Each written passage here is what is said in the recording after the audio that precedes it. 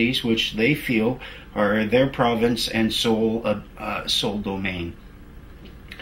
Now, the Legal Profession Act is what they point to, and a certain section within it, and they use that. They're kind of tricky. What they like to do is they'll come and they'll point to this act and they'll say, we want you to enter into an agreement with us that because of this act you're bound from engaging in a certain course of action.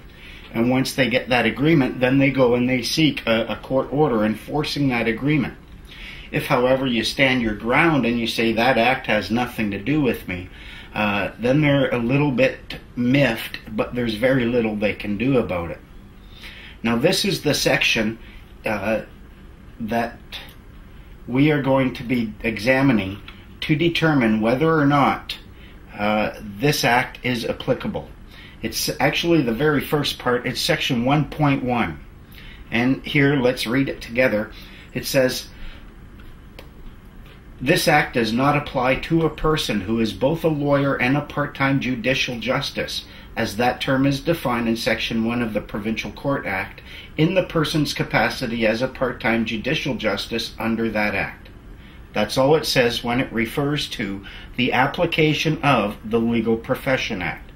Now let's examine it using the high-tech board of truth and justice, and let's figure out exactly what's being said, and let's figure out to whom this act can be lawfully applied.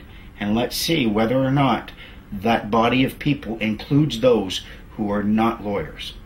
That's the question.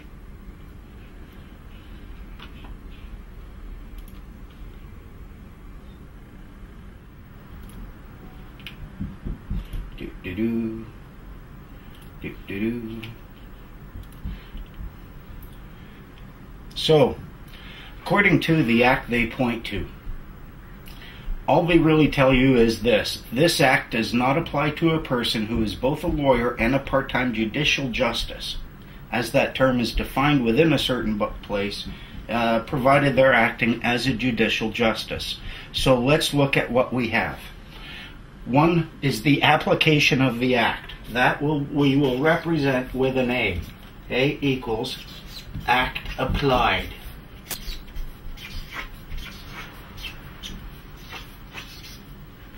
It speaks of lawyers, who is both lawyer. So we'll use an L to represent a lawyer. And then it refers to a judicial justice. A judicial justice.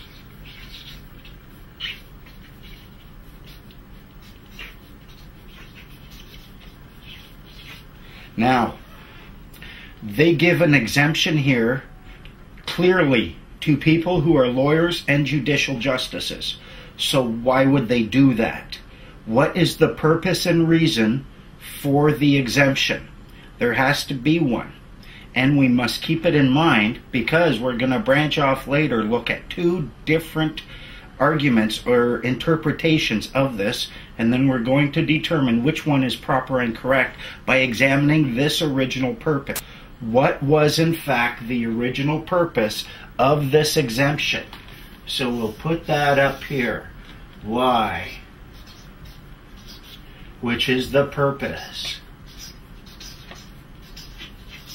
Now you speak to any JP or judicial justice, and they'll tell you quite likely the reason is, the purpose of this exemption is so that they can enjoy judicial immunity and do their jobs properly.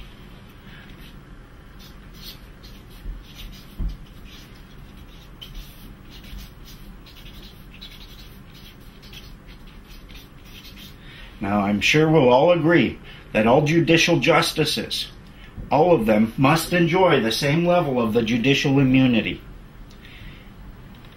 Okay? So a judicial justice, all of them, they must be treated equally. JJs are always equal.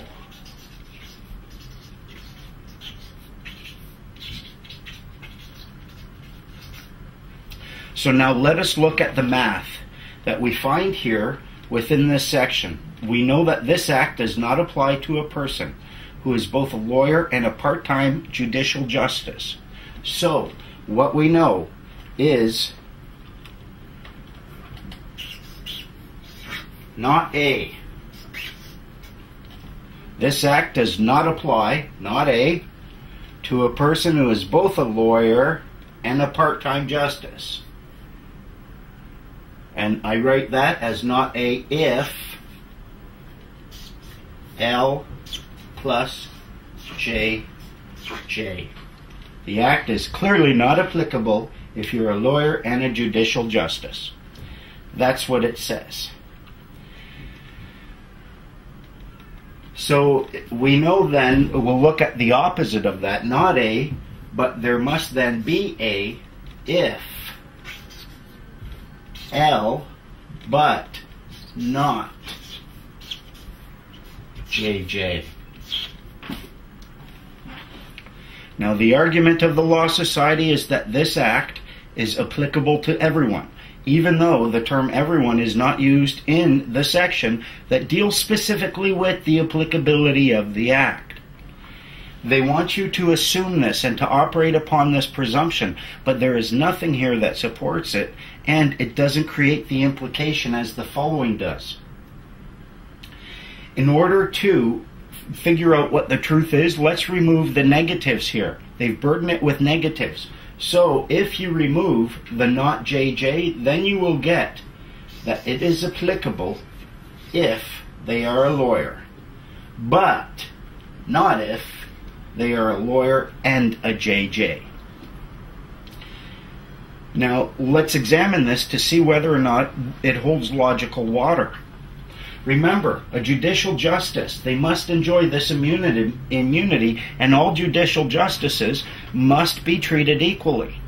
But some judicial justices are not lawyers, and if we accept the interpretation that the Law Society wants us to accept, then what you end up with is something that looks like this.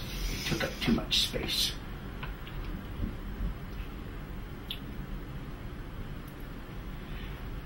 They would want you then to assume that it is applicable to all unless you are a lawyer who has been appointed by a JJ. And that would write as A equals, or A if not,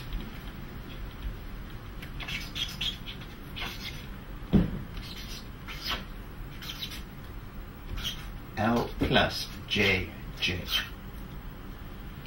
However, there are judicial justices of the peace who have never been lawyers, and therefore, based on their argument and simple rules of logic, if not A if L plus JJ, then A if not L plus JJ, then that means A if not L plus JJ.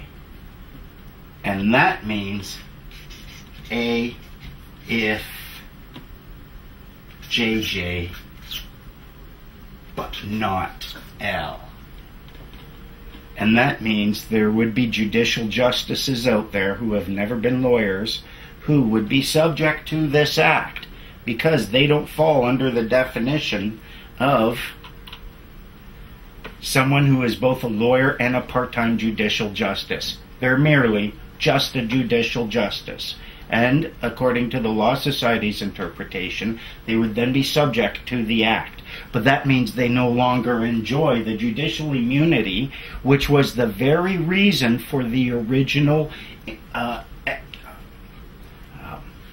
removal of these people from being subject to the act. The only proper way you can interpret this is that this act is in fact applicable against lawyers, and only lawyers, unless they are in fact been appointed as a part-time judicial justice. There's no way to interpret it as saying that it applies to everyone unless they are a lawyer appointed to a judicial justice position, because then they include those people who have been appointed to the judicial justice position but have never been a lawyer. And the reason for the exclusion of this is then denied those people who have never been a lawyer.